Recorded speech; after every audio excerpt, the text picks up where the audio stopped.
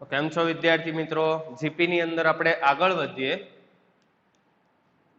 તો જે રીતે આપણે એપી ની અંદર અમુક નોંધ જોઈ ગયા, બેઠી નોંધ આની અંદર લાગુ પડશે એઝ ઇટ ઇઝ. એપી માં આપણે 3 ક્રમિક પદ, 4 ક્રમિક પદ, 5 ક્રમિક પદ એના વિશે નોંધ જોઈ ગયા. આપણે એવું પણ જોઈ ગયા કે 3 પદ એ બી સી એપી માં હોય તો ડાયરેક્ટ શું લખી શકાય? 2b = a + c. આપણને સમાંતર શ્રેણી આપેલી છે, એની અંદર કોઈ પણ સંખ્યા કે ઉમેરો, બાદ કરો, ગુણાકાર કરો કે ભાગાકાર કરો, જે નવી શ્રેણી બને પણ કમ્પલસરી કોણ બને? સમાંતર શ્રેણી જ બને. અહીંયા સુધી આપણે વ્યવસ્થિત જોઈ ગયા સમાંતર શ્રેણીની અંદર. સેમ કોન્સેપ્ટ આને લાગુ પડે છે, પણ હવે દરેક વખતે આના સૂત્રની સાબિતી આપશું નહીં. આપણે એ જોઈ ગયા સમાંતર શ્રેણીમાં કેમ 3 ક્રમિક પદ આપણે a - d, a અને a + d જ લઈએ છે, કારણ એને લીધે દાખલો સરળ બને છે. આપણને 3 પદ a b c એટલે કોઈ પણ 3 પદ એમ કહી દે કે આ એપી માં છે તો ડાયરેક્ટ આપણે શું લખીએ? 2b = a + c. આપણને કોઈ એક એપી આપી દે, એની અંદર 2 ઉમેરો, એપી જ બને. એની અંદરથી 2 બાદ કરો, એપી જ બને. એનો 2 સાથે ગુણાકાર કરો, એપી જ બને. 2 વડે ભાગાકાર કરો, એપી જ બને. આ બધી નોંધ સાબિતી સાથે સમજી ગયા. હવે જીપી ની અંદર આપણે ફરીથી સાબિતી આપશું નહીં. એનું સ્પષ્ટ કારણ એવું નથી, આની સાબિતી નથી, આની અંદર એઝ ઇટ ઇઝ સાબિતી આપી શકાય, પણ એને લીધે ખોટો લેક્ચર બગાડવાનો થતો નથી. તમારે જીપી ના સૂત્ર યાદ જ નથી રાખવાના. આજે અત્યારે નોંધ ભણીએ છીએ આપમેળે ડેવલપ થશે એપી ની મદદથી. એટલે યાદ કમ્પલસરી એપી જ રાખવાનું. એપી ના 3 ક્રમિક પદ a - d, a + d. AP માં 4 ક્રમિક પદ a - 3d, a - d, a + d, a + 3d. આપણે એવું પણ જોઈ ગયા અયુગ્મ પદ હોય એટલે કે 3, 5, 7 તો આપણે ડિફરન્સ કેવો રાખીએ? સિંગલ. અને યુગ્મ ક્રમિક પદ હોય તો ડિફરન્સ આપમેળે આપણે કેવો કરીએ છીએ? ડબલ. યાદ છે? ન યાદ હોય તો ફરીથી એ લેક્ચર રિવાઇઝ કરે અને એક નોંધ વ્યવસ્થિત જોવે. કારણ એ બેઠે બેઠી નોંધ આની અંદર લાગુ પડવાની છે, અને યાદ પણ આપણે એપી ની મદદથી જ રાખશું, ભલે જીપી ની નોંધ છે. અને યાદ રાખવા માટે સૌથી બેસ્ટ શોર્ટકટ છે કે કોઈ સૂત્ર ભૂલાશે નહીં. એપી ના સૂત્ર યાદ રાખો નોંધ માટેના, આપમેળે જીપી ના બની જશે. કઈ રીતે? જુઓ, બસ આટલું યાદ રાખો. મેં એક બ્લોકમાં એપી બતાવ્યું એટલે એક કોલમમાં એપી છે, એક કોલમમાં જીપી છે. ફોર્મ્યુલા ડેવલપમેન્ટ એટલે આ જેટલી પણ નોંધ છે ને એ બેઠી એપી પરથી બની જાય. કઈ રીતે? જ્યાં પણ પ્લસ દેખાશે ને એપી ના સૂત્રમાં, જ્યાં પણ પ્લસ હતું ને નોંધમાં, તે આપણે શું કરશું? ઇન્ટુ એટલે ગુણાકાર. સરવાળો હોય તો ગુણાકાર કરો, બાદબાકી હોય તો ભાગાકાર કરો. જે પણ સહગુણક હશે, સહગુણકમાં ખબર પડે ને, a અને r ની અંદર જે બાજુમાં લખ્યું હોય 2, 3, 1/2 આ બધા શું કહેવાય? સહગુણક. એ સહગુણક હવે કોણ બનશે? ઘાતાંક. a કોણ બનશે? a. પણ d કોણ બનશે? r. કારણ કે સામાન્ય તફાવતની જગ્યાએ અહીંયા શું આવવાનું? સામાન્ય રેશિયો એટલે કે સામાન્ય ગુણોત્તર. એટલે દરેક વિદ્યાર્થી આ 5 કન્વર્ઝેશન યાદ રાખે. બસ બહુ થઈ ગયું. એટલે બધી નોંધ આખો લેક્ચર કમ્પ્લીટ થઈ જશે. શું કરવાનું છે? a ની જગ્યાએ ફરીથી શું લખવાના? a. d ની જગ્યાએ શું લખવાના? r. જ્યાં સરવાળો હતો ત્યાં હવે શું કરશું? ગુણાકાર. જ્યાં બાદબાકી હતી ત્યાં હવે શું કરશું? ભાગાકાર. ત્યાં જે સહગુણક હતો એ હવે કોણ બનવાનો? ઘાતાંક. તમને ખબર છે એપી ની અંદર n માં પદનું સૂત્ર શું આવે? a + n - 1 * d આવે, બરાબર. આના n માં પદનું સૂત્ર an. જોજો, a છે તો એની સાથે a જોવો જોઈએ. સરવાળો છે તો ગુણાકાર કરો.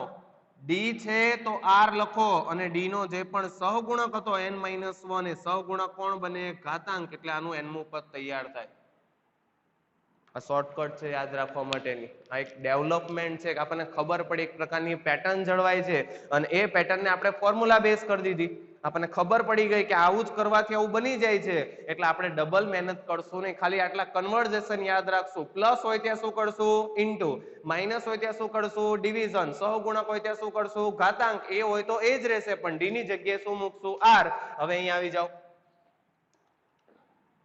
તમારે અત્યારે વાંચવાનું સમગુણોત્તર શ્રેણીના 3 ક્રમિક પદ, પણ બોલવાના સમાંતર શ્રેણીના 3 ક્રમિક પદ. બોલો, સમાંતર શ્રેણીના 3 ક્રમિક પદ કયા આવે? a - d, a અને a + d. આની સાબિતી સાથે આપણે ભૂતકાળમાં વાત કરી ગયા. શું કામ આ જ લઈએ છે? કેમ આપણે a plus D a plus 2d નથી લેતા? એ ત્રણ ક્રમિક તો કહેવાય પણ લીધે દાખલો a અને d ની અંદર જાય, બે સમીકરણ બનાવવા પડે, લોકની રીતે ઉકેલવા પડે અને a અને d મળે. જ્યારે આ ત્રણ ક્રમિક પદ લેવાથી ડાયરેક્ટ આપણને a મળે. યાદ છે? એટલે હું કહું હજી જેને યાદ નથી એ પાછળનો લેક્ચર રિવાઇઝ કરે અને જોવે. આ બધી નોંધ રિપીટ થવાની છે એટલે ખાસ ધ્યાન રાખે. એપી ની અંદર ત્રણ ક્રમિક પદ તો કયા? a માઇનસ ડી, a અને a પ્લસ ડી. પણ જ્યારે સમગુણોત્તર શ્રેણીના ત્રણ ક્રમિક પદની વાત કરવામાં આવે તો a એઝ ઇટ ઇઝ.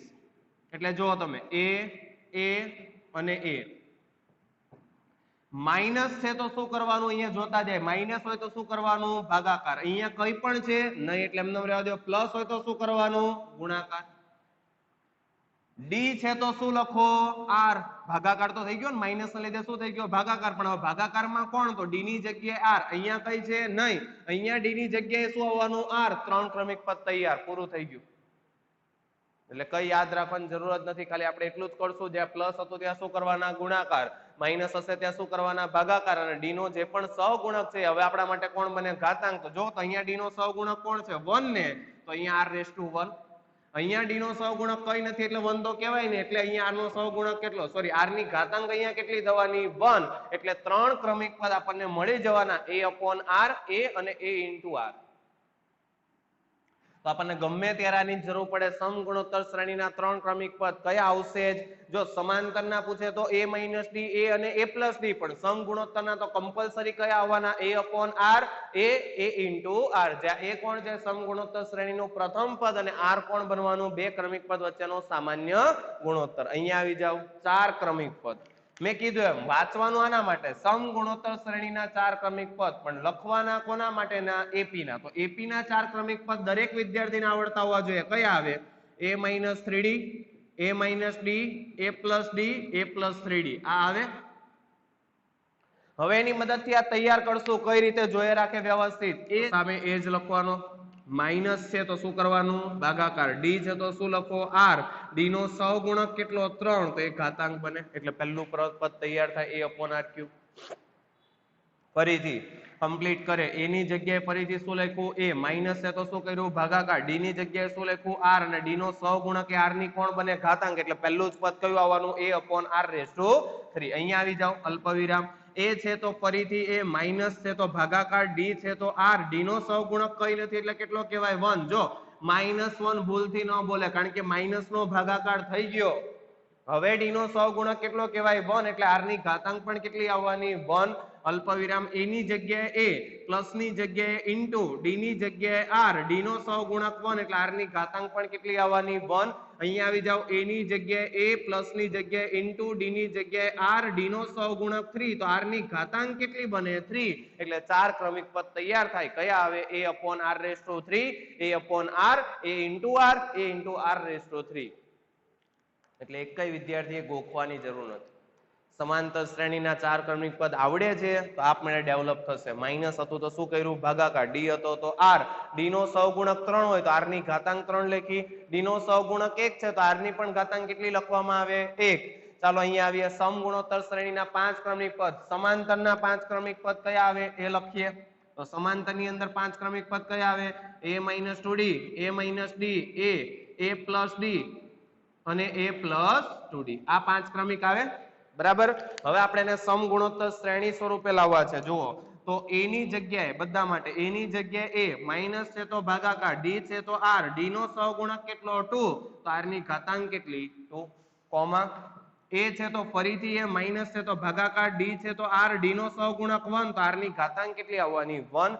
અહીંયા ખાલી a છે તો a એઝ ઇટ ઇઝ. બરાબર. એના પછી a છે તો a, પ્લસ છે તો ઇન્ટુ, ડી છે તો આર. ડી નો સહગુણક 1. તો આર ની ઘાતાંક કેટલી આવવાની? 1. એના પછી a છે તો a આવવાનું, ડી છે તો સોરી પ્લસ છે તો ઇન્ટુ, ડી છે તો આર. ડી નો સહગુણક 2 એટલે આર ની ઘાતાંક પણ 2 આવવાની. એટલે 5 ક્રમિક પદ કમ્પલસરી કયા આવે? a upon r square, a upon r, a into r, a into r square. યાદ કરે મેં ત્યારે પણ તમને કીધું હતું 3 ક્રમિક આવડે છે, 5 પૂછે. એક આ સાઈડ અને એક આ સાઈડ જોડો. એટલે આ ત્રણે ત્રણ તો જો તો રિપીટ જ થયા ને, a upon r a અને a into r. વધ્યું કોણ? a minus 2d, જેનું શું બને? a upon r square. અને a plus 2d, તો એનું શું બને? a into r square. એટલે પ્રત્યેક વિદ્યાર્થીને હવે ક્રમિક પદ સમગુણોત્તરના લખતા આવડતા હોવા જોઈએ. ડિપેન્ડ કોના પર છે? એપી પર. જેને એપી ના સૂત્ર આવડે છે, જેને એપી ની નોંધ આવડે છે, એને બેઠી જ નોંધ અહીંયા લાગુ પડશે. માત્ર અમુક ચેન્જ કરવાના. ડી ને શું લખશું? r. પ્લસ ને શું કરવાના? ગુણાકાર. માઇનસ છે ત્યાં ભાગાકાર. ને ડી નો જે પણ સહગુણક છે, r નો શું બને છે? ઘાતાંક. આગળ વધીએ.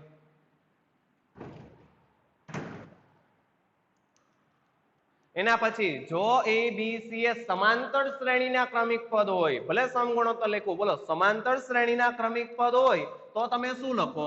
2b equal to a plus c લખો કે નહીં?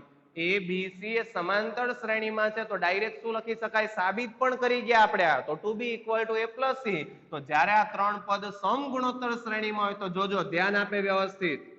આ જે b છે એનો જે પણ સહગુણક છે સીધું જ કોણ બને? ઘાતાંક.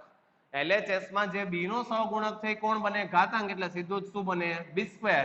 આ a અને c વચ્ચે શું હતું? પ્લસ. એનો શું થઈ જાય? ગુણાકાર. ને સમજવું પણ સરળ છે. ત્રણ પદ સમગુણોત્તર શ્રેણીમાં છે, ક્યારે કહેવાય? બીજું ભાગ્યા પહેલું. એ જ કોના જેટલું થાય? તો ત્રીજું ભાગ્યા બીજું થવું જોઈએ ને, તો જે સમગુણોત્તર શ્રેણી કહેવાય ને. બે ક્રમિક પદ વચ્ચેનો સામાન્ય ગુણોત્તર હંમેશા કેવો રહેવો જોઈએ? સમાન. એટલે કે b upon a એ જ કોણ બને? c upon b.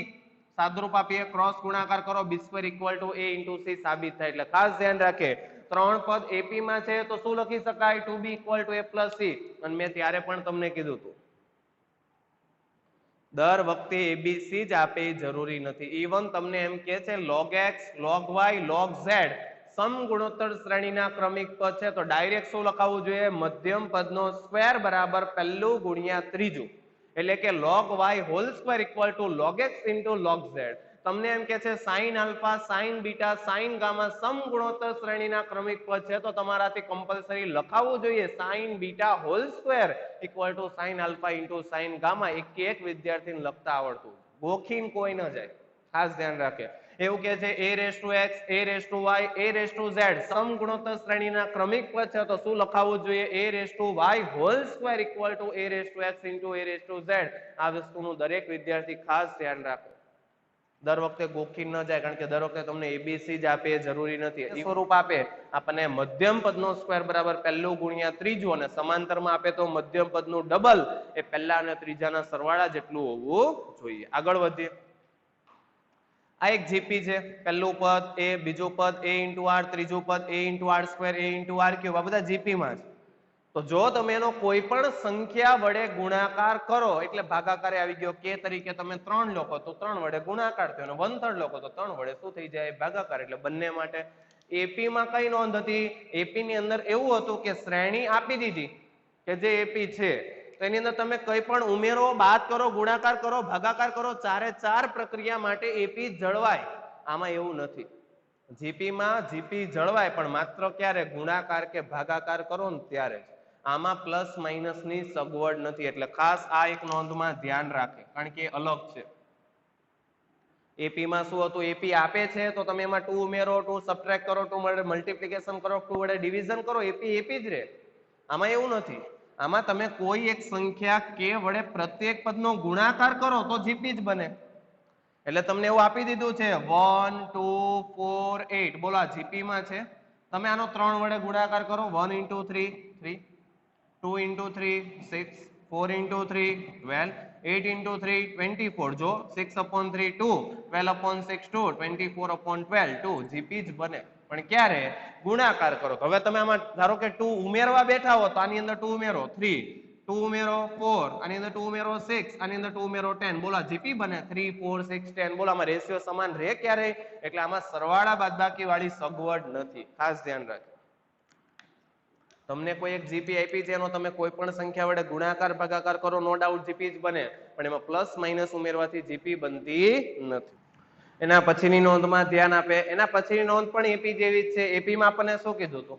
કોઈ એક સમાંતર શ્રેણી આપે, અન્ય સમાંતર શ્રેણી આપે, પછી આ બંનેનો સરવાળો કરો, જવાબ તરીકે જે નવા પદ આવે, કોઈ આપણને એક સમાંતર શ્રેણી આપી છે, બીજી એક સમાંતર શ્રેણી આપેલી છે, પછી તમે આ બંનેનો સરવાળો કરો એટલે એક એક પદનો, પહેલા પદનો પહેલા પદ સાથે, બીજા પદનો બીજા પદ સાથે, એનમાં પદનો એનમાં પદ સાથે સરવાળો કરીને જે પરિણામી શ્રેણી બને એ પણ કમ્પલસરી સમાંતર શ્રેણી જ હોય. આ આપણે જોઈ ગયા. સેમ કોન્સેપ્ટ આની અંદર છે, ફરક માત્ર મેં કીધું એ પ્લસ હોય તો શું થાય? ઇન્ટુ, એટલે પહેલી એક જીપી છે જેમાં પ્રથમ પદ એ છે સામાન્ય રેશિયો એટલે સામાન્ય ગુણોત્તર કેટલો છે? Small R. બીજી પણ જીપી છે પણ સંકેતિક ભાષા અલગ રાખવા માટે એના પ્રથમ પદને મેં કોના વડે દર્શાવ્યું? કેપિટલ એ વડે. અને એના સામાન્ય ગુણોત્તરને મેં કોના વડે દર્શાવ્યું? Capital R. હવે તમે આ બંને જીપી નો ગુણાકાર કરો, એપી માં સરવાળો આવે, સરવાળો એ જ કોણ બને? ગુણાકાર. તો આમાં શું કરવો પડે? ગુણાકાર. તો પહેલી અને બીજી જીપી નો ગુણાકાર કરો તો પહેલા પદનો પહેલા પદ સાથે ગુણાકાર એટલે એ ઇન્ટુ કેપિટલ એ, બીજા પદનો બીજા પદ સાથે એટલે small A into capital A into small R into capital R, ત્રીજા પદનો ત્રીજા પદ સાથે એટલે કે small A into capital A into small R square into capital R square. આ પણ જીપી જ બને, ફરક માત્ર કયો બને? યાદ કરે. એ નોંધ જ્યારે હતી ને AP1 AP2 બંનેનો સરવાળો કરીને જે નવી એપી બને ને એનો સામાન્ય તફાવત એ પહેલી બંને એપી ના સામાન્ય તફાવતના સરવાળા જેટલો હતો એટલે કે એમાં D = D1 + D2 હતું. યાદ કરે. તો અહીંયા ફરીથી D1 છે ત્યાં શું બનવાનું? પહેલા માટે રેશિયો કેટલો? Small R. D2 છે ત્યાં રેશિયો કેટલો? Capital R. પ્લસ છે તો ગુણાકાર એટલે હવે જે સામાન્ય ગુણોત્તર મળે ને આ બંનેનો ગુણાકાર કરીને જીપી જ બને અને એ જીપી નો સામાન્ય ગુણોત્તર કેટલો આવે? આ બંનેના ગુણોત્તરના ગુણાકાર જેટલો એટલે કે small R into capital R જેટલો. એટલે આ બધી નોંધ અહીંયાથી ડેવલપ થઈ. આ 6 નોંધ જે તમને ચલાવવામાં આવી એ કોઈ વિદ્યાર્થીએ ગોખવાની જરૂર નથી. તમને એપી આવડે છે, ખાલી આટલા કન્વર્ઝેશન કરો, આપમેળે 6 નોંધ યાદ રહેશે. ફરીથી એક વખત રિવાઇઝ કરીએ. સમગુણોત્તર શ્રેણીના 3 ક્રમિક પદ કયા આવવાના? A/R, A અને A into R. 4 ક્રમિક પદ તો A/R3, A/R, A into R, A into R3. જો તમને 5 ક્રમિક પદની જરૂર પડે તો A/R2, A/R, A into R, A into R2. જો 3 પદ A B C A GP માં હોય તો ડાયરેક્ટ શું લખાય? B² = AC. કોઈ એક જીપી આપેલી છે એના પ્રત્યેક પદનો કોઈ પણ સંખ્યા k વડે ગુણાકાર કે ભાગાકાર કરો, નવી જે શ્રેણી બને જીપી જ બને. કોઈ એક જીપી છે, બીજી જીપી છે, બંનેનો ગુણાકાર કરો જીપી જ બને, પણ સામાન્ય ગુણોત્તર એમાં કેટલો આવશે? બંનેના ગુણોત્તરના ગુણાકાર જેટલો એટલે કે small r into capital R જેટલો.